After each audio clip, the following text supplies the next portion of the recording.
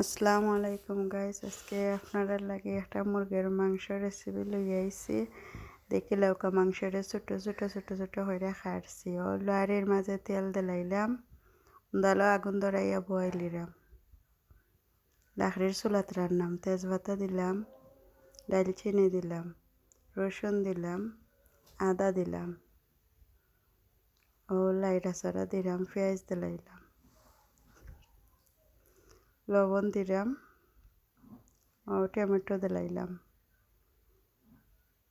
আমি দেখো মুরগির ট্যাং দিলাম, আমার বোন যে মুরগির ট্যাং বালা খাইন, ও মাংস দিলাম।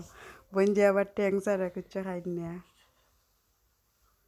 হলুদ দিলাম, বাখর দিলাম, মরচা গুঁড়া দিলাম, জিরা বাখর দিলাম, পাঁচফোড়ন দিলাম, ও মুরগির খলজা কুচিন দিলাইলাম, কাঁচামরিচ দিলাম, বাঁকে পাতা দিলাম। ওখন লাড়ি সারি একটু পরে লামাইলাম, ও লাইরা দিলাইলাম। তরকারি হইয়া আইসে, দেখিলাম কালারটা সময় আইসে, লামাইলাম একটু পরে। ঝোল দিলাইলাম। ওই দেখো তরকারি হয়ে গেছে, লামাইলিরাম, আপনারা দেখাই।